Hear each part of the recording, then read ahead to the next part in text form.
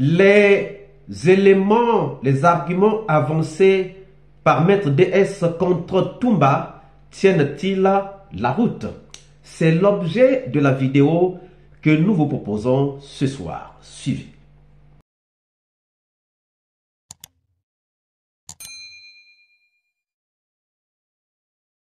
Bonjour, bonsoir, cela dépend de l'heure à laquelle vous regardez cette vidéo. Bienvenue si vous nous découvrez pour une première fois. Comme d'habitude, ça a toujours été un réel plaisir pour moi de venir devant vos écrans vous exposer nos analyses de Soleil d'Afrique. Maître DS a fait sa plaidoirie. Et en tant qu'avocat des parties civiles, c'est tout à fait normal d'accuser les accusés ou de chercher à enfoncer les accusés parce qu'il est du côté des victimes. Même si au début de la plaidoirie de Maître DS Ba, il a fait des éloges.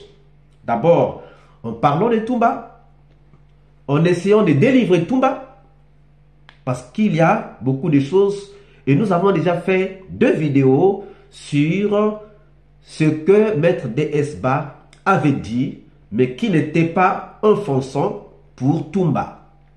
Mais aujourd'hui, nous prenons l'aspect où il est en train réellement de parler de Toumba.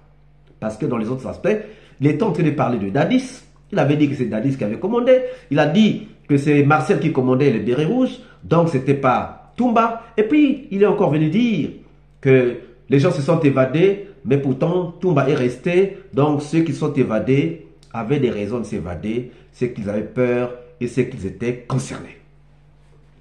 Mais après, il est venu parler de Toumba. Il est venu parler de Toumba. Et aujourd'hui, nous exploitons ces éléments. Mais avant tout, je vous laisse suivre un extrait de Maître DS où il est en train d'accuser Toumba et nous reviendrons pour en faire l'analyse. Suivez. Je vais aborder le cas du commandant Aboubacar Sidiki Diakité, dit Toumba. Monsieur le Président, il y a des contradictions dans le récit du commandant Toumba. Nous allons les évoquer pour démontrer que sa version des faits à cette barre est tronquée sur 2 points, sur 2 ou 3 points. Le premier point concerne sa présence au stade. Il a été dit ici, il a réitéré qu'il est allé au stade à la recherche du président Moussa Dadis Camara. Et Monsieur le Président, son propre témoin, le témoin qu'il a cité, avant l'ouverture du procès, nous apporte un avis contraire. Il s'agit de Mohamed Kondé, le commandant du salon. Il déclare ceci. Tout le monde m'a demandé d'empêcher le président de sortir, ce que j'ai fait. À 13h, il m'a demandé de vérifier si le président est toujours dans son bureau. J'ai confirmé sa non-sortie. Monsieur le Président, si le commandant du salon, à qui il a confié la lourde responsabilité d'empêcher le président Dadis de sortir, il a obéi. Il a dit le président n'est pas sorti. Là, quelle est la première démarche à faire? Quand lui, il apprend que le président Dadis est sorti, moi je pense que la logique voudrait soit qu'il appelle le commandant du salon à qui il avait laissé une instruction, ou alors qu'il se rende lui-même sur les lieux. Et mieux, le commandant du salon vient dire à la barre ici, il m'a rappelé, je lui ai dit que le président n'est pas sorti. Alors qu'est-ce qu'il est allé chercher au stade? Je vais vous expliquer l'une des théories possibles. Mais en attendant, j'évoque le deuxième point. Alors, deuxièmement, nous savons tous, Monsieur le Président, que le camp, il y a un dispositif autour de la présidence. Il existe au moins 5 barrages. Si le président Dadis, comme il le pense, avait été au stade ou qu'il a dépassé, il est sorti du camp, mais Monsieur le Président, ces checkpoints-là auraient servi de relais pour l'information. Rien. Deuxièmement, le dispositif présidentiel. Je crois que c'était l'une des questions que j'avais posées ici.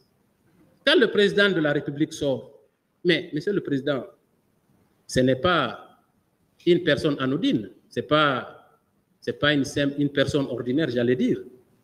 C'est tout un dispositif. Il y a au moins une dizaine de véhicules, dont au moins 2 12-7. Arrivé à la hauteur du stade, est-ce qu'il a observé ce dispositif? Non. Monsieur le Président. Donc, voilà le deuxième élément de contradiction essentiel dans son cas. Alors,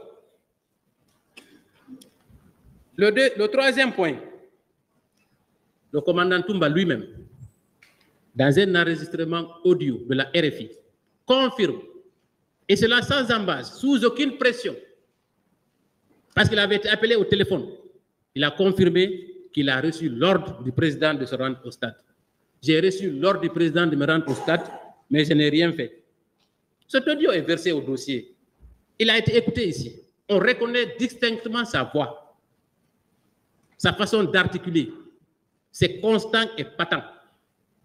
Monsieur le Président, dans ces conditions, est-ce que la théorie selon laquelle il était allé chercher le président Dadis tient la route?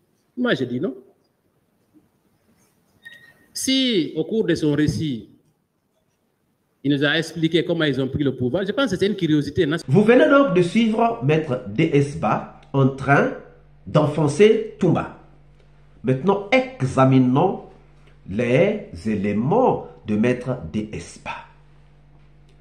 Déjà, Maître DS-Ba dit qu'il y a une contradiction dans le récit de Toumba. Maître DS-Ba pense que la version des faits de Toumba est tronquée. Alors, si on s'arrête déjà là, nous allons le dire que Maître DS est en contradiction lui aussi avec le procureur Camara qui avait félicité Toumba d'avoir ouvert le sésame.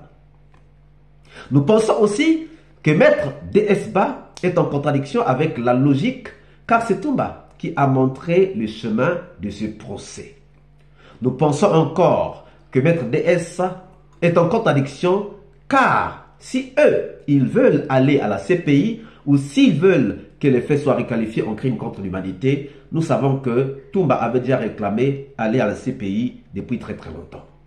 Nous pensons encore qu'il a une petite contradiction parce qu'il a parlé de l'évasion, mais disons que pourquoi Toumba ne s'était pas évadé alors qu'il était en train d'enfoncer ceux qui s'étaient évadés. Donc, il y a quelques contradictions quand même dans les propos de Maître DS-Ba lui-même. Mais ce n'est pas ça. Ce qui nous importe, c'est analyser les éléments. Les éléments que Maître DS-Ba est en train d'avancer.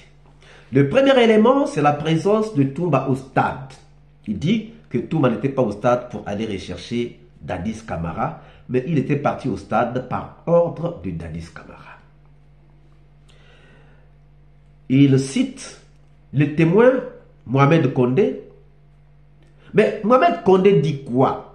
Mohamed Condé dit que Toumba lui avait demandé d'empêcher à Dadis Camara d'aller au stade. Et Toumba l'avait déjà dit avant Mohamed Condé. Donc, Toumba n'avait pas menti. Toumba avait dit la vérité. Maintenant, regardez. Mohamed Condé dit encore qu'à 13 h, Toumba l'a appelé pour vérifier si le président était dans son bureau. Mais à 13 h, les événements ont déjà eu lieu. Et si on est parti à la recherche de quelqu'un et qu'on ne l'a pas trouvé, on peut quand même demander à ceux qui sont restés de vérifier s'il est là ou pas. C'est tout à fait normal. Maître DS-Ba parle du deuxième élément, qui est le dispositif de 5 barrages ou de plus de 5 barrages autour de la présidence, le checkpoint. Déjà, il faut comprendre que Dadis Camara n'est pas sorti par la voie normale. Dadis Camara est sorti par sa porte de derrière. Sinon, qui connaissait cette porte-là? Si nous pensons que le reflet ou encore le récit sur cette porte de derrière est faux, pourquoi Dadis ne l'a pas nié? Dadis avait une porte derrière. Et si on nous dit que Dadis était sorti par une porte qu'il avait derrière et qu'on vérifie que c'est juste, ça veut dire que la version n'est pas fausse. Dans ce cas, le checkpoint ne pouvait pas être au courant de la sortie de Dadis. Et puis, Toumba sort de façon précipitée. Lorsqu'on sort de façon précipitée, vous avez empêché à quelqu'un de sortir, mais on vient vous dire que la personne est sortie, vous n'allez pas encore aller demander il est parti où, lorsque on a déjà soupçonné là où il est parti. Puisque Dadis, voulant sortir, avait dit qu'il voulait aller au stade. Donc Toumba savait qu'on ne pouvait trouver Dadis qu'au stade.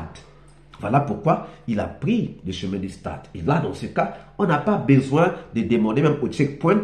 Et même les checkpoints, même si on demandait, étant sorti par derrière, les checkpoints ne pouvaient même pas être au courant. Troisièmement, Maître DS parle de l'enregistrement audio sur RFI. Oui, je reviendrai ce week-end sur cet élément. Mais regardez, lorsque quelqu'un dit qu'un militaire, en fait, l'armée, c'est des ordres. Je ne peux pas prendre des hommes et aller au stade sans des ordres. Est-ce qu'il a vraiment dit qu'il avait reçu des ordres de Dadis Camara pour aller au stade? Lorsqu'il dit que l'armée c'est des ordres. Il n'a pas dit que je suis allé au stade parce que j'avais reçu les ordres de Dadis. Mais il a dit l'armée c'est des ordres. C'est clair. C'est tellement simple à comprendre. Il parle encore, il dit il y a plusieurs partis civils qui ont de la sympathie pour Toumba. Mais qui dit parti civil dit victime. Qui dit Toumba dit bourreau. Est-ce que la victime peut encore avoir de la sympathie pour son bourreau? Donc là aussi, nous pensons que les partis civils qui sont passés, qui ont eu de la sympathie pour Toumba, c'est sûr et certain que ces partis civils reconnaissent que Toumba n'était pour rien dans cette affaire. Il est encore en train de parler du témoignage du commissaire. Et là, je ne voudrais pas m'attarder sur ça. Mais le commissaire, lui, il a dit quoi? Qu'il est allé au stade. Mais sur instruction de qui? Mais de Dadis Camara. Puis il a dit que le président l'a réveillé. Et il a dit, je vais aller régler les comptes moi-même. Donc il voulait régler les comptes, c'est Dadis. Et puis lui a dit quoi? Que non, moi je vais aller. Et il est arrivé au stade. Bon, malheureusement, il est déjà mort. Mais donc, nous savons que s'il est allé au stade, c'est par rapport à la réaction de Dadis Camara. Or, dans ce procès, le camp de Dadis est opposé au camp de Toumba. C'est clair à comprendre. Alors, chers amis, pensez-vous que les arguments de Maître DS tiennent debout pour la culpabilité de Toumba? Nous attendons vos réponses dans les commentaires. Si cette vidéo vous a plu, ne manquez pas de laisser vos pouces bleus, de commenter, de partager. Mais si vous n'êtes pas encore abonné, c'est le moment de vous abonner, surtout de ne pas manquer d'activer la cloche de notification afin d'être averti à temps réel de toutes nos prochaines publications. Quant à moi, je vous dis à très bientôt pour une nouvelle capsule. Ciao!